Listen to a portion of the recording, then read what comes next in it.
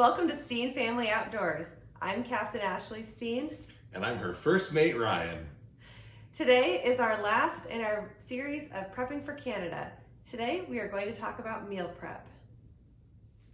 Welcome back. As Ashley said, this will be our final video in our Canada prep series. The next video we have will actually be coming to you from TNDMS on our Canada trip. So let's dive into the last video in this series of Prepping for Canada in our food prep. You'll notice the scenery is a little different in today's video, and that's because this is real life. The week before Canada, our entire house, and especially our dining room where we're at right now, turns into full-blown Canada prep mode. And there is no one I know that is better organized or prepared for anything, but especially a Canada fishing trip, than Ryan. So he's gonna walk through the specifics.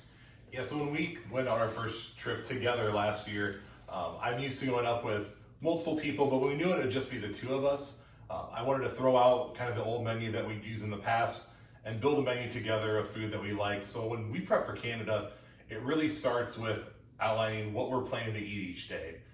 This is in part because the camp we're going to, we're not at a lodge that's serving a dining hall full of food, frying your fish for you. It's a lot of do-it-yourself type of outdoors. So everything that we pack is what we eat. We don't go grocery shopping during the week. The town is about an hour drive to get to town, an hour drive back, and we'd rather spend that time out on the water fishing. So when we start, I actually print out a menu that Ashley and I built together, and we lay out each meal, breakfast, lunch, dinner. And hopefully a lot of those lunches and dinners are consisting of fresh caught walleye, but we have all of those things marked on the list dinner-wise.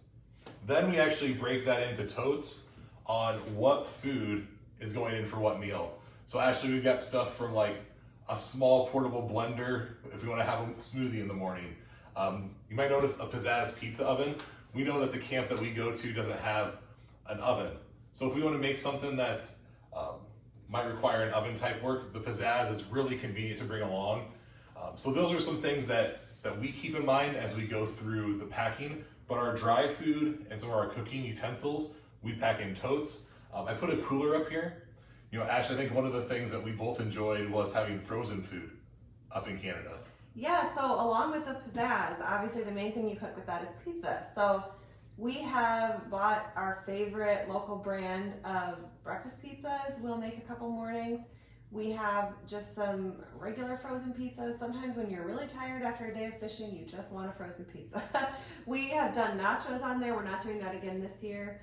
We are opting for walking tacos, keeping that more simple. But we are gonna do French fries on there, probably with our fish and chips. Yeah, and I think sometimes really just being able to have the convenience of frozen food comes in strong for us. So knowing that we have a refrigerator with a freezer, we'll take this Yeti, we'll pack some of the frozen food in there, I'll throw some dry ice in, and that'll get us on the 36 hours from when we leave to when we get to camp, fully with that dry ice on the frozen food. And it gives us some of those luxuries, but really it's not about maybe the luxury of it, but it's just the two of us.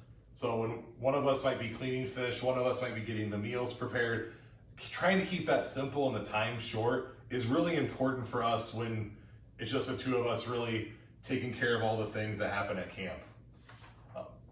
I have to show I'm a list person, and I'll put the list stuff on the cameras too as we break through our meal list and then our packing list.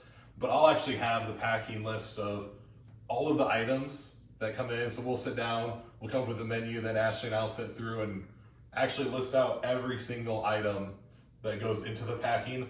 And it's either going in a tote, it's going in the frozen cooler, or we have a Yeti 65 that is in our bigger cooler that we put our milks and our more refrigerated foods go in that. Our frozen foods are going in the Yeti 45. And that's how we get through the main meal portions. But Ashley, I think another one that we spend a lot of time talking about is snack food. Yes, so one of the best parts about a big drive, no matter where you're going, but especially a nearly 20-hour drive to Canada, is having great snacks packed.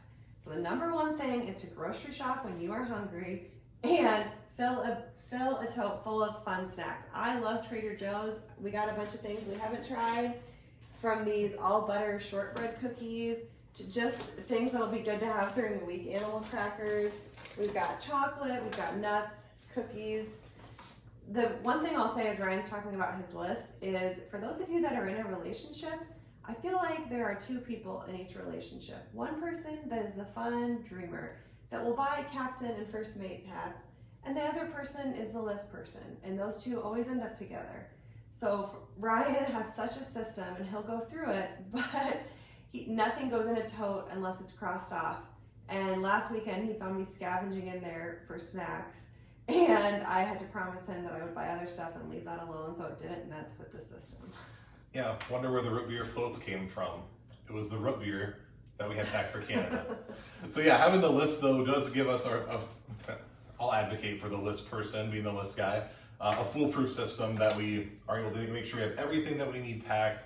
It gets loaded in, and ultimately the meal prep work makes the trip more fun when you get up there. And making sure we have the right snack food, not only for the drive, but if we're gonna spend 10 hours a day out on the boat, making sure that we've got the beverages we like, the coffee drinks that we like, the dry snacks, the cooled snacks. We've probably got enough snack food in these totes to survive a 6-week trip. But you know what? It's the two of us, and we like to have fun, and we have the space. And I think that's one of the pieces of advice that I would give if I was going to give 3. First one, don't skimp on the dry food. Dry food's so easy to pack, Ashley, right? Like, no one's going to be disappointed if they bring home an extra pack of double stuffed Oreos. Pack those along. If you want them and you have them, you'll be happy. But if you're craving them and don't have them, that's where you'll be disappointed. We bought an extra box of our shore lunch mix that we fry up the walleye in because we're gonna have fish that we bring home. So if we don't open it up there, we'll bring it home. But better that than being without it when we need it. Absolutely. And I think the second thing, on the same token as number 1 being don't skimp on the dry food, number 2 would be pack accordingly on your refrigerated foods. Trying to bring refrigerated foods back can be a hassle, so I would try to hit the mark as close as you can on things like milk, eggs, bacon. Try not to overshoot those, and also it's just challenging to get a cooler packed with ice on it to make those trips up to Canada and make sure you have a refrigerator when you're there too. And probably the third one, know what your camp has and doesn't have. So if you know what the camp has, do they have a refrigerator? Do they have power? Do they have a gas-powered stovetop? Do they have an oven? Knowing what the camp provides for tools to use will help you make sure you have your list. And you might do something supplemental, like a Pizzazz pizza oven, or you might not need to, but this works for us. And on the flip side, we had brought a cast iron skillet last year. Well, our camp has a great one. So that's something that we don't have to pack in one of these totes now. We know that now. Yeah. So recap those 3 really quick. We had don't skimp on the dry foods, more double stuffed Oreos. Number 2, stick the number that you need to have on your refrigerated foods. And 3, know what your camp offers as you go to pack your food. So thank you for taking the time to watch this video. Subscribe to the channel. The next time you see us, we'll be catching big northern and big walleye. I'll probably be catching the bigger ones, but Ashley will catch a fair number of them too. Spoken like a true first mate.